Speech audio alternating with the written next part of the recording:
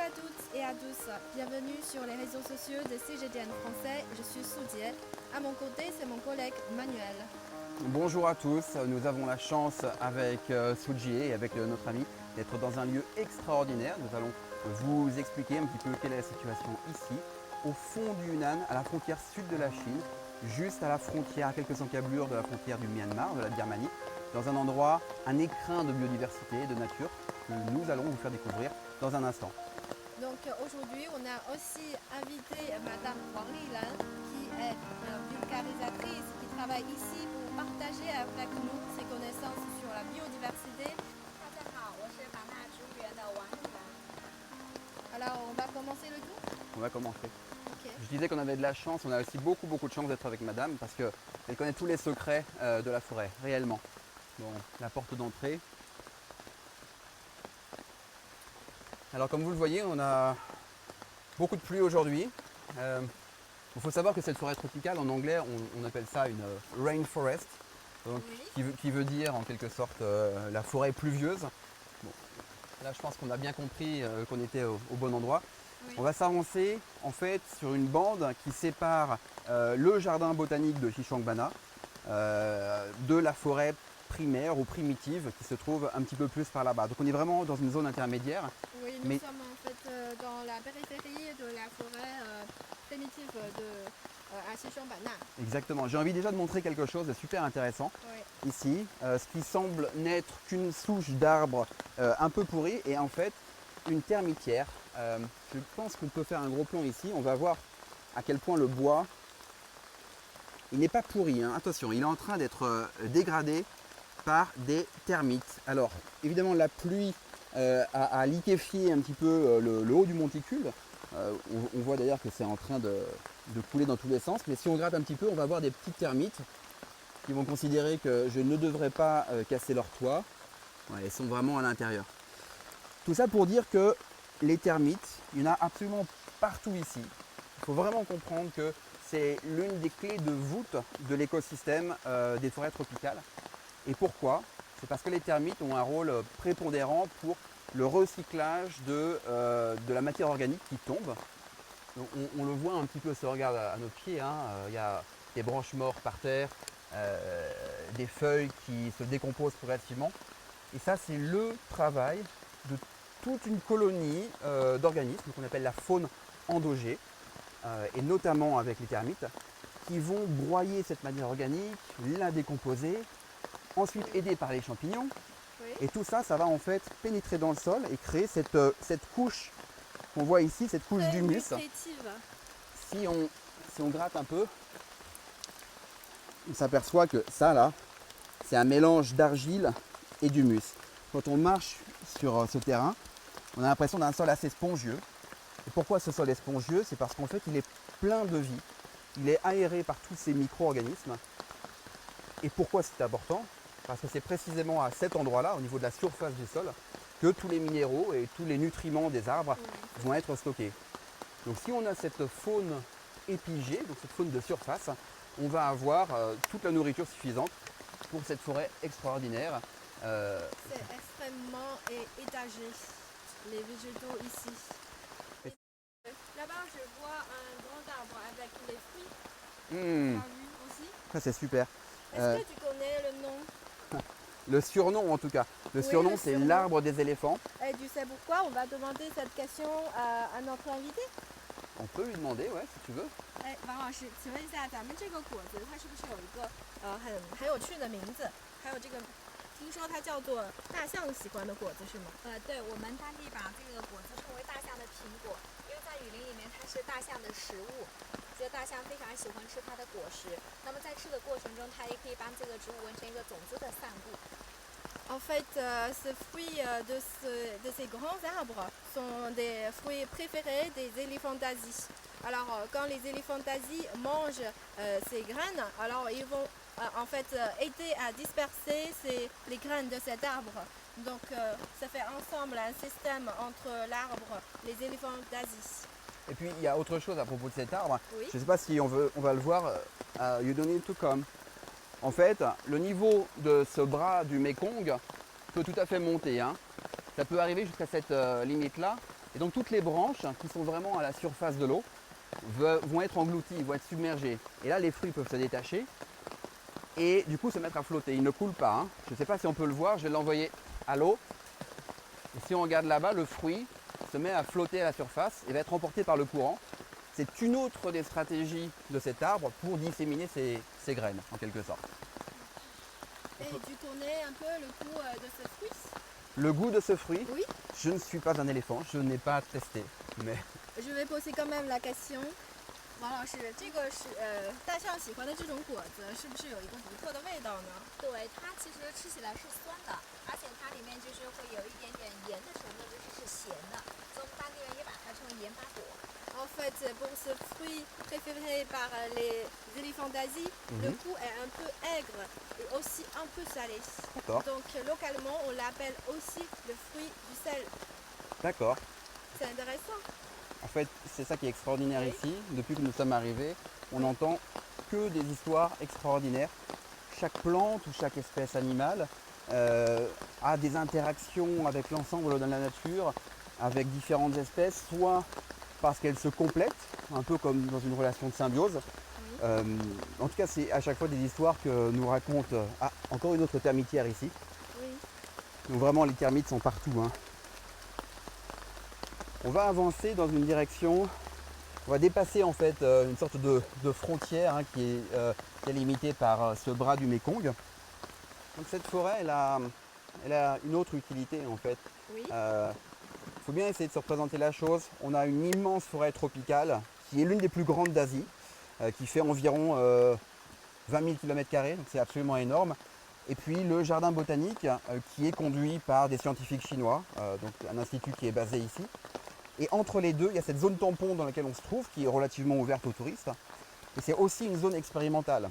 C'est-à-dire que ce n'est pas simplement ici pour visiter. Les scientifiques viennent ici pour réintroduire des espèces de plantes qui sont peut-être, même assez souvent malheureusement, endangered, donc en danger. Et donc ils viennent les réimplanter dans leur milieu naturel pour essayer de les sauver.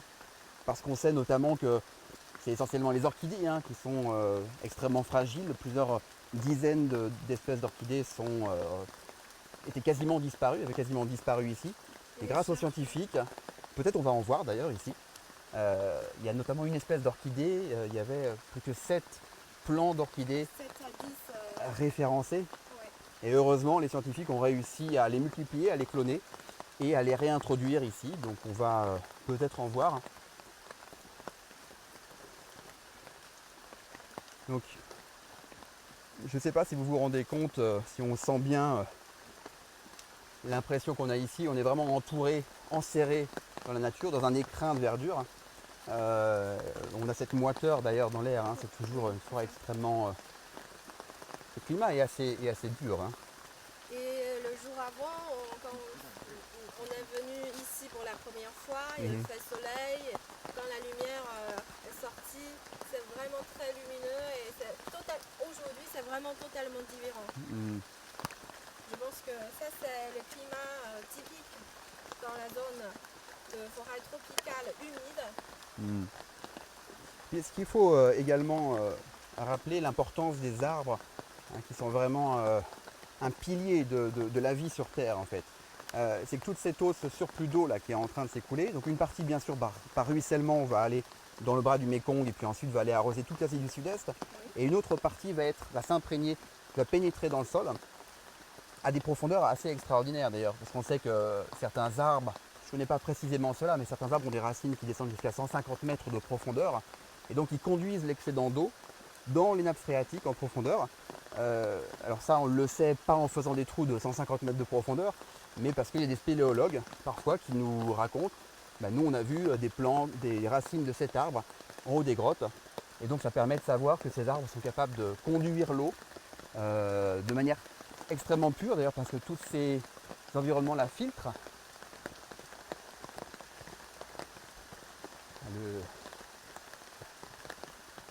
Les images qu'on vous envoie, malheureusement, sont dépourvues d'odeur. Il faudrait qu'on puisse vous raconter toutes les odeurs de nature qu'on a autour de nous. C'est très frais. C'est frais, mais c'est ma chargé, première, hein. impression. c'est chargé. L'odeur, moi je trouve qui est très agréable, c'est l'odeur de l'humus. 就是在我们西双版纳生活的少数民族，特别是傣族，被称为是雨林里面的民族。En fait, le peuple thaï qui vit à Sichuan-Banna, on les appelle aussi les Teni dans la forêt. 对，而且的话，在最早的时候，像当地的这种衣食住行都是跟雨林有着密切关系的。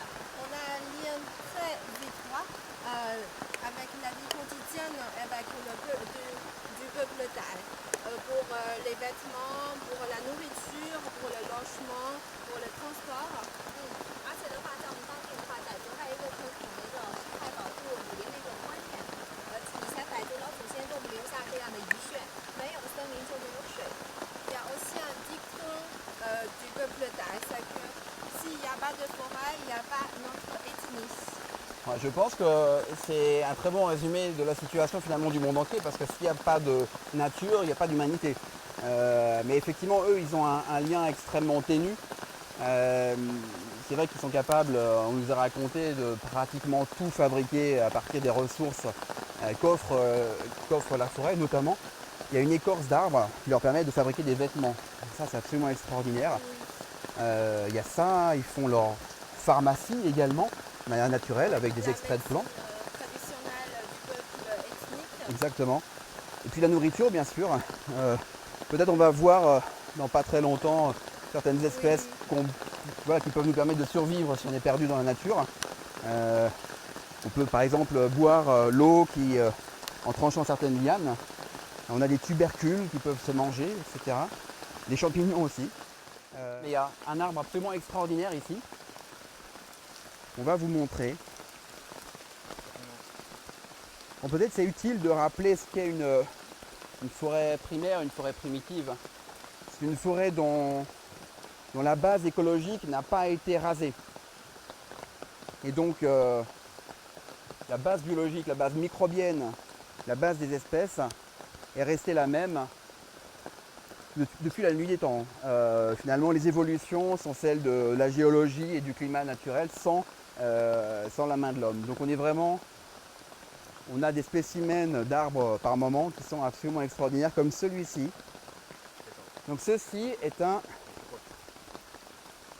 figuier étrangleur, figuier blanc.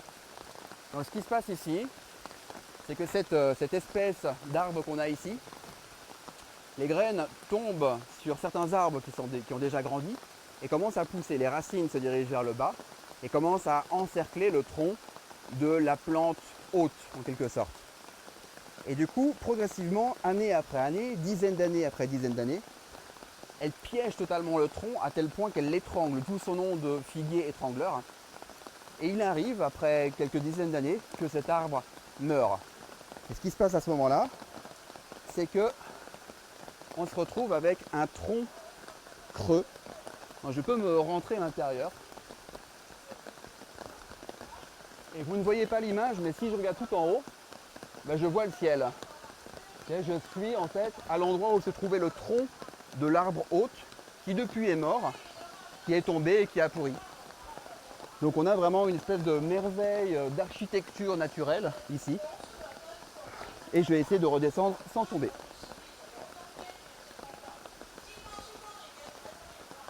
Je crois que son nom latin c'est le ficus, donc c'est un ficus, c'est un figuier. Ficus virens, me semble-t-il. Il y a beaucoup de variétés de ficus dans cette forêt. C'est bon. L'écosystème lui-même de cette forêt est une imbrication de plus petits écosystèmes. On l'a vu de manière étagée, de manière aérienne, ou vers le ciel. Il y a également des écosystèmes extraordinairement complexes en sous-sol, donc avec la faune étigée et la faune endogée. Et puis cet écosystème, il est aussi intégré dans une région plus large. Donc on a dit qu'on était sur la partie limitrophe entre le Myanmar, donc la Birmanie, le Laos et la Chine du Sud. Et cette forêt continue à s'étendre vers le sud. Donc tout ça, ça forme une espèce d'ensemble qui est fragilisé en général par les activités humaines. Pourquoi ? Parce que quand on veut désenclaver par exemple une région, on a tendance à construire un pont, une autoroute, que sais-je encore.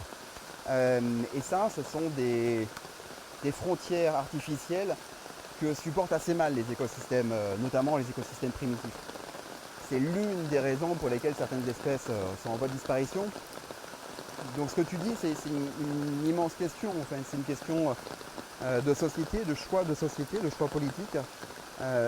Quelle place vierge accorde-t-on à la nature et quelle place occupe l'humanité, notamment par ses activités économiques, industrielles et autres. Et voilà, ça c'est un grand débat. Je pense que chacun a une opinion là-dessus.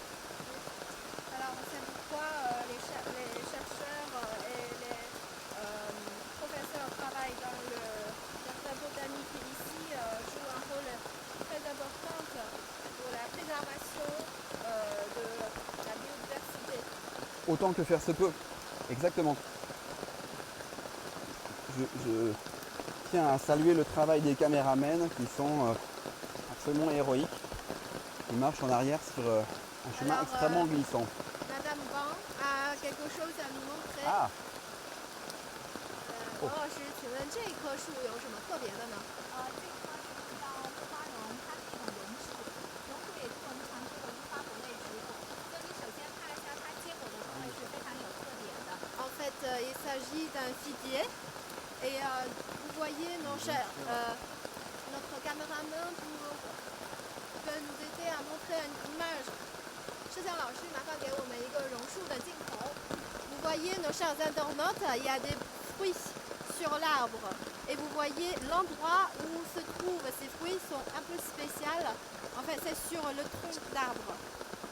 它这个植物的果实和花都是开在了树枝干上。Les fleurs et les fruits se trouvent justement sur le tronc, pas comme les autres plantes sur les tiges. 这也是我们雨林当中的一种现象，叫老茎生长和老茎结果。 Donc c'est un phénomène très connu dans la forêt, il s'appelle polyflore. 你知道它为什么老花开在老树干上吗？ Alors Madame Wang m'a posé une question, est-ce que je sais pourquoi il donne des fleurs sur les troncs d'arbres? 其实 Non, 这 je 是 connais 一 pas. 种非常有智慧的植物， Donc c'est un arbre avec beaucoup de sagesse. 因为雨林当中的这种大型乔秃落花开在高空，虫子是触及不到它的。 En fait, pour ce genre d'arbre, s'il donne des fleurs à un niveau encore plus supérieur, les insectes ne peuvent pas toucher pour aider à polliniser. 所以说这种植物它就选择把花开在老枝干上，为了显露自己，让虫子触及它，帮它来进行一个同等。 Donc pour cette couche intermédiaire, ce genre d'arbre donne des fruits au niveau intermédiaire pour attirer cette partie des insectes pour les aider à polliniser et avoir des fruits.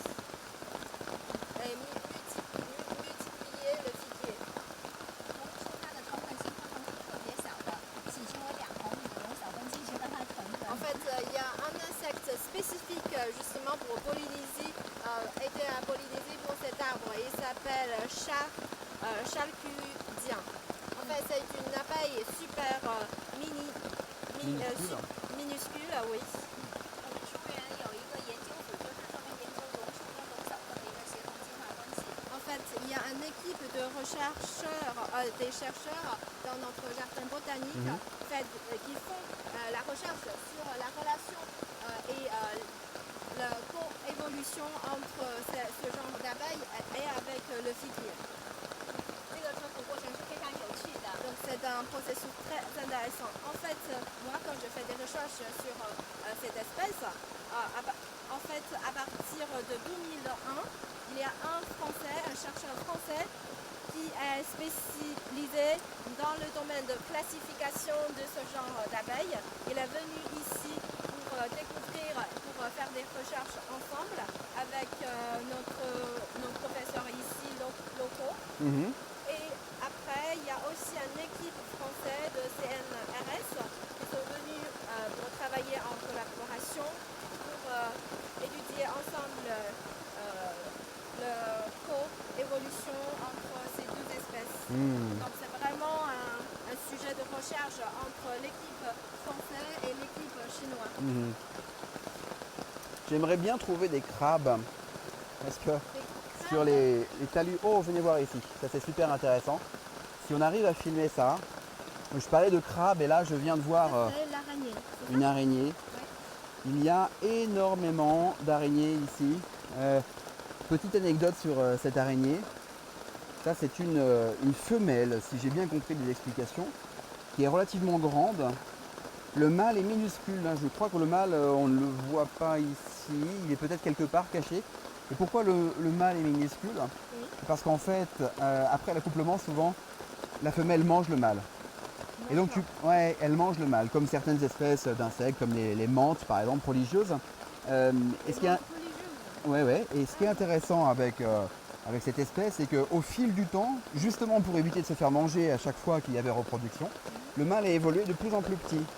Ce qui fait qu'aujourd'hui, on se retrouve avec une femelle qui est énorme et un mâle qui est minuscule et qui se cache en quelque sorte de la femelle de peur de se faire manger. Donc ça fait partie justement des évolutions, des coévolutions dont tu parlais. Et là, c'est une coévolution à l'intérieur même d'une espèce. Donc c'est vraiment super intéressant.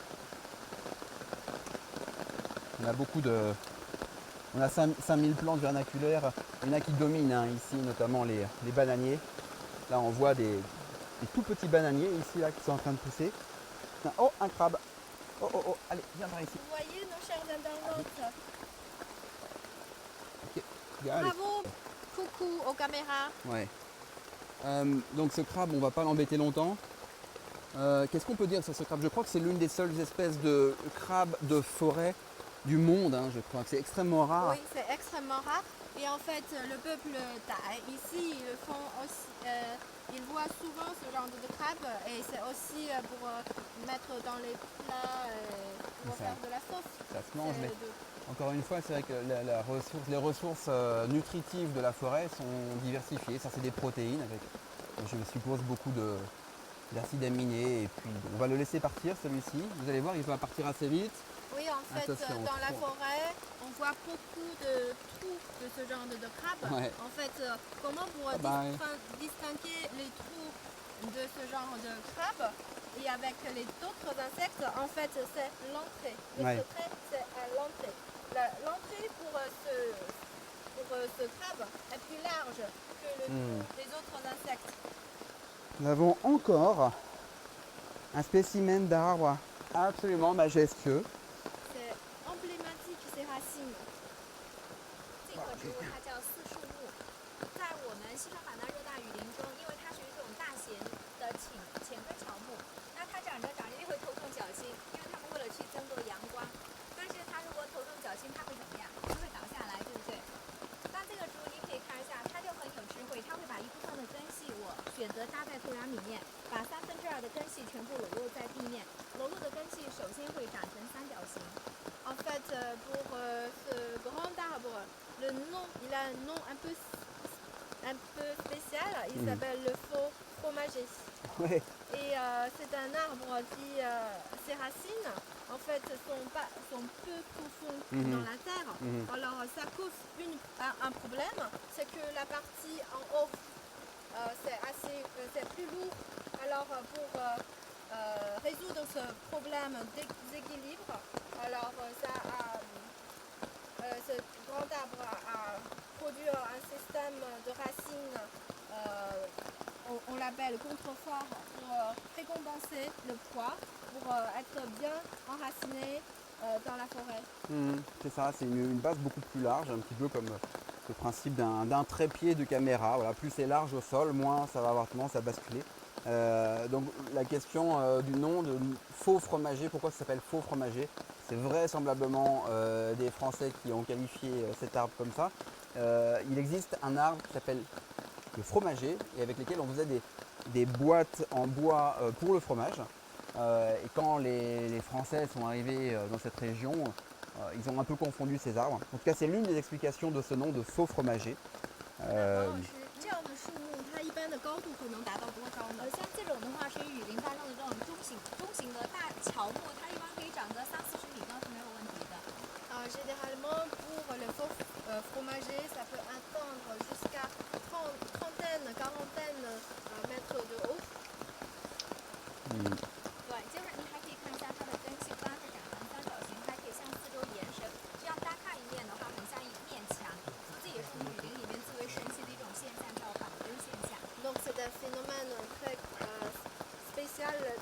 forêt Mm. avec ce genre de système de racines qui part dans vraiment tous les sens Mm. pour soutenir le tronc d'arbre. Ouais. Ce sont des arbres à croissance rapide. Déjà, le climat est favorable, chaud et humide. Mais c'est vrai qu'il y a quelque chose que je n'ai pas dit tout à l'heure, que je trouve super intéressant. On voit la densité végétale et le succès de la nature dans un environnement sans l'homme. Qu'est-ce que ça veut dire? Ça veut dire que dès que l'homme arrive et modifie l'environnement, c'est là que la croissance des plantes et que la diversification des écosystèmes commence à baisser. Là, on a des pièces monumentales d'arbres sans que les humains aient jamais touché cette forêt. Et la raison, encore une fois, en est simple, elle se trouve au niveau de la qualité du sol. Qu'est-ce qu'on remarque ici sur ce sol? Et ce sol il est toujours recouvert de matière organique. Donc on n'enlève jamais les feuilles, on laisse les feuilles se décomposer grâce aux insectes dont on parlait tout à l'heure. C'est une bonne leçon d'ailleurs qu'on pourrait transmettre, qui commence d'ailleurs à être comprise dans les zones agricoles. C'est que les zones agricoles qui sont laissées à nu deviennent de plus en plus stériles. Alors que naturellement la forêt nous offre une espèce de Donc, densité extraordinaire. donc les plantes et les animaux dans la nature sont vraiment dépendants l'un de l'autre et ils vivent ensemble dans ce système. Chaque élément est utile dans ce système et chaque élément est indispensable. Absolument. Alors, dans quelle direction on va? On est bien là-bas.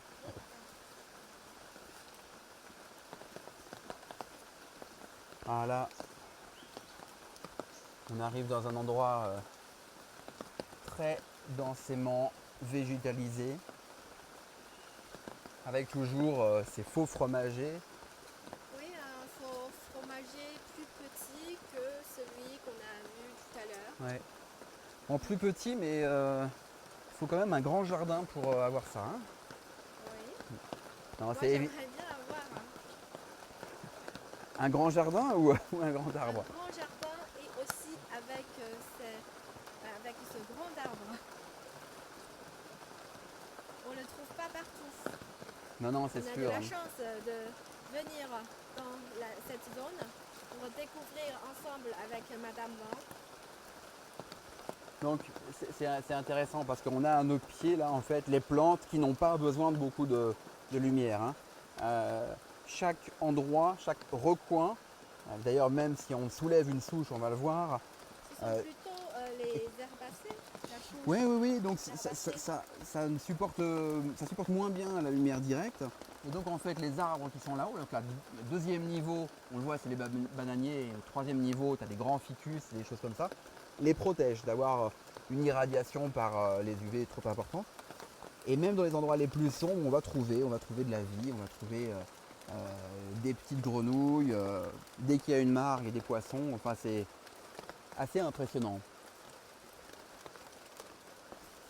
Allez, on va continuer à marcher un peu. La question de la protection de la forêt se pose pour tout le monde. Souvent, on a une forêt qui est assez similaire à celle-ci en Amérique du Sud, notamment au Brésil, ce qu'on avait surnommé le poumon de la Terre, et qui malheureusement est en train d'être rasé.